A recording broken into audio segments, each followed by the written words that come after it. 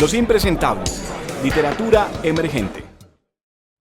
Tan solo hemos vuelto a hablar en sueños, pero al despertar aún pervive esa rara sensación de que nací un día en un país que ella fundó, en lo más adentro de su cuerpo para que yo viviera y del cual hoy soy el exiliado de su amor. Mi nombre es Ricardo Infante y nací en Girardot.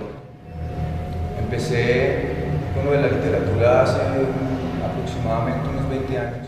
Fue más como lector que como escritor aún. Empecé a leer, me distancié un poco de mis amigos, tengo que reconocerlo durante ese tiempo, fueron como unos 2 o 3 años que estuve en la universidad y me lo pasaba mucho en un bar que se llama Rey del Tango, que ya no existe en la ciudad, y fue algo muy especial porque el señor del bar, el dueño del bar, me tenía una mesa dentro del bar y decía que esa era la mesa del escritor. Pasaba ahí leyendo y ahí encontré pues a los que de pronto son la plataforma o la base de muchos escritores aquí. Para hablar de los autores y de las influencias que tengo, pienso que la literatura suramericana o latinoamericana, en un principio, en mi plataforma, que fue donde empecé, luego pasé un poco a recorrer, bueno, siempre en traducciones en la literatura europea, autores europeos, pero cuando llego a la literatura norteamericana me quedo ahí en los cuentos, sobre todo los cuentistas, me fascinan los cuentistas norteamericanos y me encuentro con Scott Fitzgerald en la primera instancia, luego me encuentro con John Cheever, fue para mí un descubrimiento importante, y me encuentro ahí mismo con Raymond Carver, y como que tiene el feeling de las cosas que yo estaba buscando para poder contar. Entonces son personas que le abren a uno un camino, pero tengo que hablar de un señor que se llama Roberto Bolaño, que la lectura de sus libros me abre posibilidades a otros autores, y creo que por Roberto Bolaños es que llego a estos señores, a esta literatura norteamericana de la que le hablo, o a estos autores que ahorita no los puedo nombrar porque no los recuerdo en ese momento de la nota, y llegar desde Scott Fitzgerald, John Cheever, Raymond Carver y David Foster Wallace.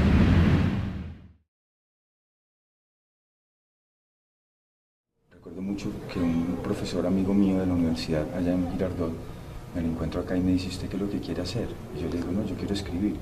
Y me dice él: pues entonces consígase un cuarto y yo le pago ese cuarto y póngase a escribir. Y eso fue lo que hice. Y además que ese cuarto era en una residencia abandonada, donde el agua tocaba sacarla de ley ambiental, estaba recién hecho ley ambiental. Y no había luz, la luz era contrabandeada, tocaba entrar con linterna, era un cuarto donde yo, qué sé, me creía un Chesterton. y ahí escribí como un cuento, uno de los primeros cuentos que escribí, que creo que eso pagó, como le pagó a ese señor. Cuando él lo leyó, dijo que el cuento realmente estaba bueno. Con ese cuento más tarde, un amigo de la Universidad Nacional, en su tesis de grado, hace una película animada. El cuento se titula La cometa solitaria y se publicó en el 2008. Ahí empecé a escribir ese cuento, luego aparecieron otros cuentos, fui ordenando unos cuentos que escribía precisamente en la etapa de Girardot, allá en ese bar, que eran unas historias, digamos, de malandraje, que más tarde se convirtieron en los cuentos de horror Paco volumen 1. Fueron eso. Ya aquí en Bogotá empecé a escribir cuentos y paralelo a eso hacía mi trabajo como artista, como pintor, siempre independiente, siempre en la calle. Entré aquí a la SAP, a la Escuela Superior de Arte, pero a cabo de un año me di cuenta de que si quería ser escritor realmente tendría que dedicarme a esto de lleno. Luego viene un cuento que escribí hace muchísimo tiempo, terminando yo relaciones con alguien que vivía, con una mujer que vivía, que me botó la maleta a la calle. Se me pierde el cuento, un cuento que se llama, titulé en ese tiempo El vendedor de empanadas.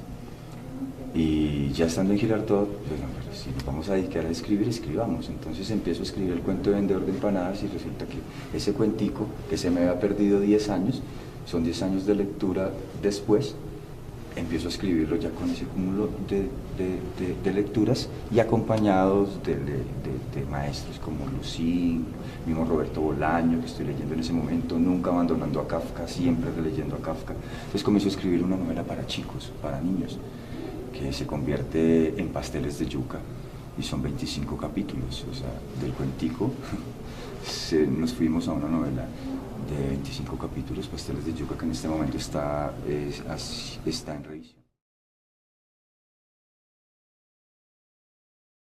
Bueno, Aciclonamiento es un libro que no voy a hablar de la improvisación, es un libro que ha sido trabajado, pensado, es un historial de relatos poéticos, de poemas, que fui construyendo alrededor de unos 12, 15 años. En un principio no se llamó Aciclonamiento y en un principio no hubo unidad, todos eran poemas sueltos. Pero creo que la experiencia que fui adquiriendo como lector me fue dando esa oportunidad o me fue brindando esa herramienta y ese camino para poder ir sabiendo cómo los iba a agrupar y en el momento en que los presentamos. En un principio yo le envío al editor Aciclonamiento con 5 títulos. Este amigo o este editor fragmenta el libro para no sacarlo completo, porque imagino un libro de un escritor no conocido como lo soy, de un poeta anónimo, va a sacar un libro de poemas bastante grandes. Obviamente a ese libro se le hizo un trabajo de edición con el tiempo, con los años. Yo fui sacando cosas que creí que no iban, rompiendo, volviendo a escribir, tachando, sobre todo tachando y dañando papel. Y llegó a Aciclonamiento. Yo le digo, la unidad del libro se llama Aciclonamiento. Él lo divide en 3 y la primera publicación que hace es un librito verde. Es este librito verde que hace él y lo titula Postales a lo Made in Chino. Y aparece este primer libro, Postales a lo Made in Chino, que contiene 2 títulos, Club Noche y Palomas en la Mente. Luego llegamos como que esto va creciendo y entramos en Aciclonamiento, que es de color rojo.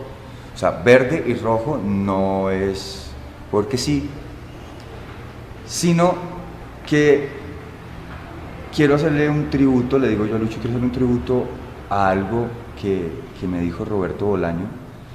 Nunca lo conocí en vida, digo que me dijo a través de sus libros, y era que el escritor era como un samurái, que todos los días salía a enfrentarse con la bestia. Entonces, alrededor de eso del samurái, alrededor de eso de estar leyendo a los poetas orientales junto con él, de tomar guarapo y todo esto, y de nacer los poetas marginales del imperio, comenzamos también con Lucho a hablar. Él me decía, por ejemplo, me decía Cortázar, yo le decía, no, él es un cinturón azul, me decía Juan Rulfo, uy no, ese es cinturón negro décimo dan, Kafka, el máster, décimo dan. Así entonces empezábamos a darle cinturones como si fueran maestros de artes marciales.